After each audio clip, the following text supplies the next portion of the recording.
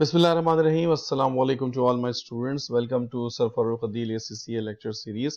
और इस lecture series में पहले हम जो है वो जैसे आपको बताइए कि MA1 को स्टार्ट कर रहे हैं और MA1 को कंप्लीट करने के बाद फिर इसके जो आगे के चैप्टर्स हैं इनको भी हम वन बाय वन करके डिस्कस करेंगे। तो आज की क्लास में हम लोग इसका lesson number 2 chapter number 1 continue है हमारा, इसका लेसन नंबर 2 कर रहे हैं। और लेसन नंबर 2 के अंदर हमने जो है वो अपना कुछ चीज़ों को और आगे लेके चलना है, लेकिन इससे पहले कि हम लेसन नंबर 2 स्टार्ट करें, let's start with the recap of lesson number 1 कि लेसन नंबर 1 में हमने क्या कुछ किया था। लेसन नंबर 1 का टॉप चैप्टर का नाम था है business organisation and accounting. Basic बिल्कुल चैप्टर है कि बिजनेस ऑर्गेनाइजेशंस क्या होती हैं और उसके अंदर अकाउंटिंग किस तरीके से जो है वो फैसिलिटेट करती है और किसी भी ऑर्गेनाइजेशन को। तो बेसिक स्ट्रक्चर हमने समझना है इस चैप्टर के अंदर कि अकाउंटिंग का बेसिक स्ट्रक्चर जो है वो बिजनेस ऑर्गेनाइजेशंस का और अकाउंटिंग का आपस में किस तरह से एक लिंकेज बनता है। सबसे पहले हमने स्टार्ट किया था ऑफिस एडमिनिस्ट्रेशन से। ऑफिस एडमिनिस्ट्रेशन क्या होती है, हमने देखा था कि हेड ऑफिस क्या होता है, it's a central point of all the activities of an organisation.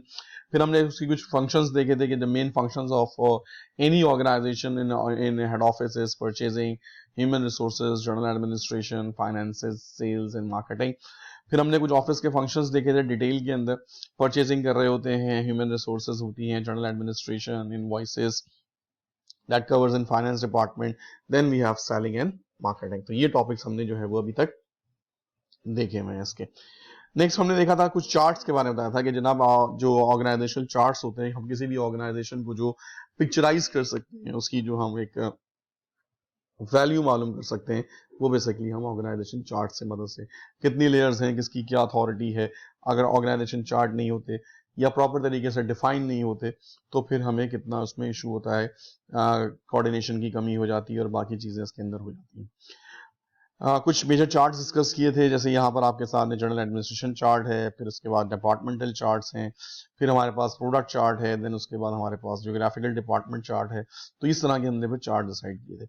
Last topic जो हमने कवर किया था वो हमने सिर्फ डेफिनेशंस कवर की थी, सेंट्रलाइजेशन की और डिसेंट्रलाइजेशन की। आज हम इसकी को यहीं से आगे लेके चलेंगे। तो सेंट्रलाइजेशन बेसिकली जो है वो एक सेंट्रलाइज सिस्टम होता है, जो आपकी तमाम अथॉरिटी होती है, तमाम आपकी जो वर्किंग कैपेबिलिटीज होती हैं, वो सारी की सारी एक ही जगह पर मौजूद होती हैं। That is basically the head office. Without informing the head office, without any information from the head office, जो लोकल ऑफिस होते हैं वो कोई भी काम नहीं कर सकते। तो ये बेसिकली हमारा जो है वो पूरा का पूरा एक सेटअप होता है जिसमें हम सेंट्रलाइज सिस्टम में काम कर रहे होते हैं। जबकि अगर आप अपने से नीचे वालों को, अगर आप अपने से जूनियर या अपने लोकल ब्रांचेस को या आपकी जो रीजनल ब्रांचेस हैं उनको अगर आप अथॉरिटी दे देते हैं, उनको अगर आप काम करने की जो है वो परमिशन दे देते हैं कि आप अपने डिसीजन खुद ले सकते हैं वो लोग, तो that is called basically a decentralise system. तो हर सिस्टम के अपने कुछ फायदे हैं और अपने कुछ नुकसान हैं। तो let's start with the centralisation system. हम पहले थोड़े से इसके एडवांटेजेस डिस्कस करते हैं और ये हम डिस्कस करेंगे आज की क्लास में लेसन नंबर 2 में। तो लेसन नंबर 2 में हमने एडवांटेजेस से जो है वो स्टार्ट करना है कि जनाब एडवांटेजेस क्या हैं सेंट्रलाइज सिस्टम। तो these are the few of the जी है एडवांटेजेस हैं सेंट्रलाइजेशन सिस्टम के। इसकी डिटेल आपको टेक्स्ट बुक में मिल जाएगी। मैं सिर्फ इसके कुछ इंपॉर्टेंट पॉइंट्स जो हैं वो सिर्फ आपको साथ डिस्कस कर रहा हूँ कि अगर आपके पास अगर सारी की सारी पावर, सारी की सारी अथॉरिटी, सारा का सारा सेटअप अगर एक ही जगह पर मौजूद हो तो उससे फिर हमें क्या फायदे हो सकते हैं। तो सबसे पहला जो फायदा होता है that is called the consistency. Policies consistent रहती हैं, सबके लिए एक जैसी होती हैं, सब लोग एक ही जो है वो प्लेटफॉर्म के ऊपर काम कर रहे होते हैं। ऐसा नहीं होता कि कोई ब्रांच को है वो प्रिविलेज दिया जा रहा है और किसी ब्रांच को नहीं दिया जा रहा। तो हेड ऑफिस जब पॉलिसीज बनाता है तो सबके लिए एक जैसी बनाता है और सबको उसी के ऊपर जो है वो रहते हुए काम करना होता है।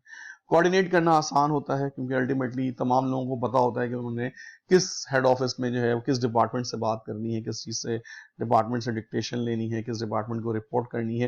तो coordination is a much more easier when it comes to a centralization system of organization। क्योंकि सारी इंफॉर्मेशन एक ही जगह पर महफूज होती है तो उसके लिए सिक्योरिटी जो होती है कि कोई इंफॉर्मेशन लीक ना हो जाए या किसी गलत हाथों में ना चली जाए, तो उसके लिए हमारे पास जो है वो तमाम चीज़ें भी आपके पास सिक्योर रहती हैं। और अल्टीमेटली इनको कंट्रोल करना और किसको कौन सी इंफॉर्मेशन किसको देनी है और किसको नहीं देनी है, तो इस बात की कंट्रोलिंग भी it is an easier amount.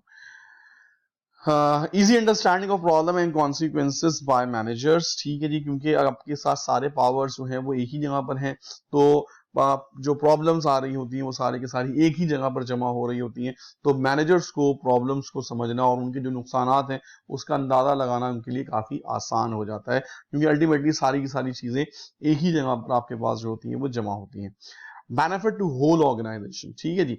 अब यहाँ पे जो पॉलिसीज बनाई जा रही होती है वो किसी एक डिपार्टमेंट या किसी एक ब्रांच या किसी एक प्रोविंस को देखते हुए नहीं, या किसी एक रीजन को देखते हुए नहीं, बल्कि एक ब्रॉडर सेंस के अंदर होल ऑर्गेनाइजेशन के लिए बनाई जा रही होती हैं। तो डेफिनेटली उस होल ऑर्गेनाइजेशन की वजह से चीजों को जो है वो कंट्रोल करना और पूरी ऑर्गेनाइजेशन का उसका जो होता है वो फायदा होता है। Balance resource allocation to different departments, ठीक है जी। हर एक को आप एक बैलेंस तरीके से जो है वो रिसोर्सेज एलोकेशन कर सकते हैं, बजटिंग प्रॉपर तरीके से कर सकते हैं। जिस डिपार्टमेंट को, जिस ब्रांच को, जिस लोकल ऑफिस को जिस चीज की जरूरत होती है, आप उसको प्रॉपर तरीके से जो उसकी रिसोर्स एलोकेशन एक ही जगह पर बैठ के की जा सकती है। सारे के सारे जो अच्छा ज़हीन लोग होते हैं, मैनेजर्स होते हैं, वो एक ही जगह पर हेड ऑफिस में मौजूद होते हैं, और अल्टीमेटली उनके सामने अगर कोई प्रॉब्लम आती है, उनके सामने कोई सेटअप आता है या कोई चीज आती है, तो वो ज्यादा बेहतर तरीके से अच्छे डिसीजंस ले सकते हैं। और अल्टीमेटली हम हेड ऑफिस में स्पेशलाइज्ड स्टाफ को जो है वो हायर करके, अपॉइंट करके अपनी ऑर्गेनाइजेशन के लिए बेहतर फैसले और उसके लिए बेहतर मिशन और विजन और उसकी आगे फ्यूचर की चीजों को काफी बेहतर तरीके से लेकर आगे चल सकते हैं। So these are the few of the advantages of centralisation. Now when comes to the decentralisation, ये इसका अपोजिट है। इसके भी कुछ फायदे हैं कि अगर हर कोई अपना अपना काम खुद कर ले, तो अल्टीमेटली उनको हेड ऑफिस के ऊपर रिलाय नहीं करना पड़ता, और वो अपने अंडरस्टैंडिंग के तौर पर अपने डिपार्टमेंटल बेसिस के ऊपर, अपने रीजनल बेसिस के ऊपर अच्छे फैसले खुद से कर सकते हैं। So following are some of the disadvantages of decentralization functions. Do not have to wait for task to be carried away, हमें किसी दूसरे के ऊपर जो है वो इंहिसार नहीं करना पड़ता, हमें अपना काम खुद करना है, हमारे पास खुद पावर है, खुद अथॉरिटी है, तो डेफिनेटली हम अपना काम खुद कर सकते हैं, हमें किसी दूसरे के ऊपर इंहिसार करने की जरूरत नहीं है। इसी तरह से आपका हेड ऑफिस के ऊपर जो है वो रिलायंस नहीं होता, आपके हेड ऑफिस के ऊपर आप यानी कि इंतजार नहीं कर रहे होते कि वो हमें कहें तो हम ये काम करें या वो हमें मना करें तो हम ये काम ना करें। हम अपनी पावर्स, अपनी अथॉरिटी को सामने रखते हुए, क्योंकि हमारे पास पूरी पावर्स हैं, डिसेंट्रलाइज सिस्टम है, हर कोई अपने फैसले लेने का जो इख्तियार है, तो हम बेहतर तरीके से इस पर काम कर सकते हैं। A system at a local office cannot disturb other offices, ठीक है जी। अगर एक सिस्टम में, अगर एक ऑफिस में कोई प्रॉब्लम है या एक ब्रांच में कोई प्रॉब्लम है, तो उससे दूसरी ब्रांचेस जो है वो इफेक्ट नहीं होती हैं और वो अपना काम जो है वो जारी रखती हैं। तो एक ब्रांच में होने वाली प्रॉब्लम से दूसरे ऑफिसेस या दूसरी ब्रांचेस जो है वो इफेक्टेड नहीं होती। Procedures can be tailor to suit local offices, ultimately हर एक जगह का ऑफिस डिफरेंट है। फॉर एग्जांपल एक कराची का ऑफिस है, एक लाहौर का ऑफिस है, एक पेशावर का ऑफिस है, तो हर तरह का जो कल्चर है या हर तरह की जो लैंग्वेज है या हर तरह की जो बात करने का, डीलिंग करने का स्टाइल है वो डिफरेंट है। तो हम डिफरेंट ऑर्गेनाइजेशन या डिफरेंट रीजन्स के ऊपर रहते हुए हम डिफरेंट तरीके से जो है वो अपने क्लाइंट्स को और अपने लोगों को डिस्कस कर सकते हैं। More suitable for geographical location and cultures, ये ज्यादातर उस जगह पे काम आता है जहां पर जियोग्राफिकल जो आपके पास चीजें हैं या जहाँ ये बहुत फर्क है, जहां पर रीजन्स का फर्क है, जहां कल्चर्स का फर्क है, जहां लैंग्वेज का फर्क है, तो वहां पर हम एक पॉलिसी से सबको जो है वो आगे लेके नहीं चल सकते। इस वजह से ये ज्यादातर ऐसी जगहों के ऊपर ज्यादा फायदेमंद होता है। Decision can be made more quickly, जल्दी जल्दी फैसले हो जाते हैं क्योंकि हर एक के पास पावर होती है। Local managers are able to make their own decisions, ये बात हम कई दफा डिस्कस कर चुके हैं। Top managers are free to focus on matter effecting the whole system. जो हेड ऑफिस में लोग बैठे होते हैं वो अब उनके पास ज्यादा अहम काम आ जाते हैं, क्योंकि अब वो ब्रांचेस के ऊपर नजर रखने के बजाय या ब्रांचेस के ऊपर काम करने के बजाय अपने जो होल सिस्टम है उसको बेनिफिट करने के लिए और उसको काम करने के लिए जो है वो काम कर रहे होते हैं, उसको बेटर करने के लिए काम कर रहे होते हैं। So these are the few advantages and disadvantages of decentralisation. अच्छा, उसके बाद एक और बड़ा इंपॉर्टेंट टॉपिक है, that is called policy manual. Policy manual basically ये हमारा आज के इस लेसन का लास्ट टॉपिक होगा, इसी पे हम लोग लेक्चर खत्म करेंगे। पॉलिसी मैनुअल क्या होता है? पॉलिसी मैनुअल बेसिकली एक ऐसी गाइडलाइन होती है, एक ऐसा डॉक्यूमेंट होता है जिसमें ऑर्गेनाइजेशंस के सारे डूज एंड डोंट्स होते हैं। डूज का मतलब क्या चीज करनी है, डोंट्स का मतलब क्या चीज नहीं करनी है। तमाम rules, policies, structures, definitions, authority, हर चीज उस पॉलिसी मैनुअल का जो होती है वो हिस्सा होती है। यानी कि अगर आपने एक मशीन का कोई पुर्जा खरीदना है उससे लेकर, अगर आपने कोई हवाई जहाज खरीदना है उससे लेकर, आपको किस किस प्रोसेस से गुजरना पड़ेगा और आपने किस किस डॉक्यूमेंट्स को जो है वो गुजारना पड़ेगा, वो सारी की सारी जो पूरी की पूरी पॉलिसी होती है वो एक मैनुअल के अंदर लिखी होती है। और तमाम एम्प्लॉइज से रिक्वेस्ट की जाती है कि कम से कम आप एक बार अपनी जिंदगी के अंदर इस पॉलिसी मैनुअल जो ऑर्गेनाइजेशन का बना हुआ है या आपके डिपार्टमेंट का बना हुआ है या आपके रीजन का बना हुआ है उसको एक दफा कम से कम जरूर पढ़ें। अक्सर ये देखने में आता है कि जब आप किसी नई कंपनी में ज्वाइन करते हैं और उनके पास एक पॉलिसी मैनुअल होता है तो फर्स्ट डे वो आपकी ये रिस्पॉन्सिबिलिटी लगाते हैं कि आपने सिर्फ और सिर्फ इस पॉलिसी मैनुअल, पॉलिसी गाइडलाइंस को पढ़ना है, आपके ने कोई काम आज नहीं करना। और नॉर्मली डे एंड के ऊपर वो आपको एक इसकी एक असेसमेंट भी देते हैं कि जनाब आपने जो कुछ पढ़ा जरा सा उसको असेस भी कर दीजिए, कुछ एमसीक्यूज के जवाब भी दे दीजिए। तो ये पॉलिसी मैनुअल जरूरत होती है हर मैनेजर के लिए, हर सब मैनेजर के लिए, हर जूनियर मैनेजर के लिए। A policy manual should help to ensure that all personnel follow procedures and best practices. A policy manual is a set of required procedure for all the various functions of business. Following are the advantages of policy manual. Authorization of policies for purchasing non-current assets. Non-current assets कौन खरीदेगा, कितने का खरीदेगा, कैसे खरीदेगा, किस तरीके से खरीदेगा, that is all the things. अगर कोई नया सप्लायर को अपने सप्लायर लिस्ट का हिस्सा बनाना है तो उसके लिए क्या प्रोसीजर होगा, उसके लिए क्या डॉक्यूमेंट्स रिक्वायर्ड होंगे, उसके लिए किस तरीके से हम उसको जो है वो अपनी वेंडर लिस्ट का हिस्सा बनाएंगे। कस्टमर्स अगर कोई नया आता है तो उससे क्या क्या चीजें ली जाएंगी, उससे क्या क्या रिकॉर्ड लिया जाएगा, उसके क्या इंटरव्यूज किए जाएंगे, और अपने बिजनेस एक्सपेंसेस को आप किस तरीके से जो है वो खर्च करते हैं। ठीक है जी, किसी के पास कुछ बजट होता है, किसी के पास कुछ बजट होता है, सब मैनेजर होता है उसके पास लिमिटेड बजट होता है, जूनियर मैनेजर होता है उसके पास डिवीजन उससे भी कम बजट होता है। तो अल्टीमेटली हर एक का जो है बिजनेस एक्सपेंस किस तरीके से यूटिलाइज किया जाएगा। तो these are the few of the things that are written in the policy manual. ये बहुत डिटेल्ड डॉक्यूमेंट होता है और हर ऑर्गेनाइजेशन की अपनी एक पर्सनल प्रॉपर्टी होती है। Every employ will be expected to read the areas relevant to their functions. कम से कम अपने अपने functions के जरूर पढ़ लें in order to have control over the activities of employees and organisation. तो इसमें होता क्या है, इसका फायदा ये होता है कि आप हर चीज के ऊपर एक आपके पास एक पूरी गाइडलाइन मौजूद होती है और आप बड़ी आसानी से कोई भी काम जो है वो कर सकते हैं। नुकसान क्या होता है कि हम इस गाइडलाइन से हट नहीं सकते। अगर हम बहुत ज्यादा इसके ऊपर कॉन्सेंट्रेट कर लें, बहुत ज्यादा इसके ऊपर फोकस कर लें, फ्लेक्सिबिलिटी ना लेकर आए तो समटाइम्स सिस्टम बहुत स्लो हो जाता है।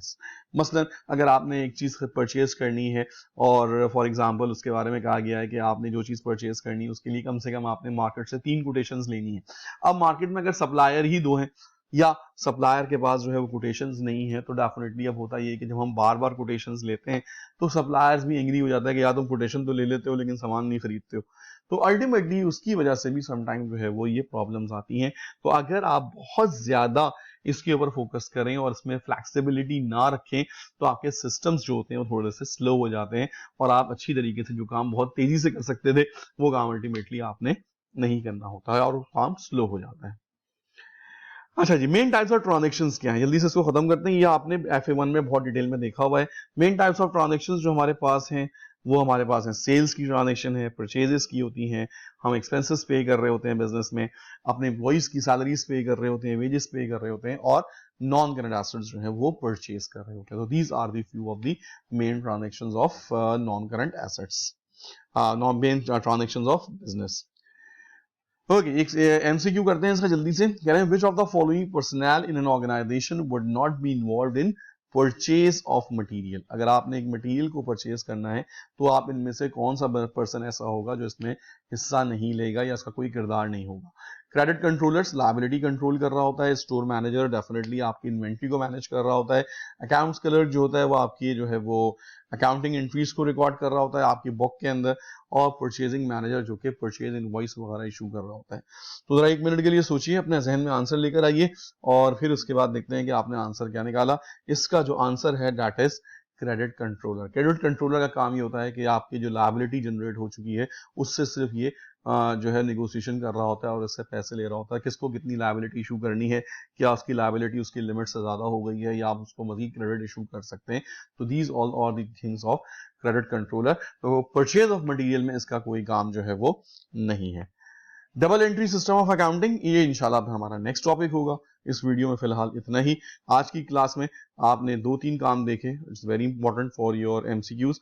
हमने मेन टाइप ऑफ ट्रांजेक्शन्स देखी, पॉलिसी मैनुअल के ऊपर बात की, एडवांटेजेस देखे डिसेंट्रलाइजेशन के, एडवांटेजेस देखे हमने आपके पास सेंट्रलाइजेशन के। तो ये हमारे बेसिकली आज का टॉपिक था। लेसन नंबर 3 के अंदर मेन टाइप्स ऑफ ट्रांजेक्शन से आगे चलेंगे। यहाँ तक ही, अल्लाह हाफिज, थैंक यू वेरी मच।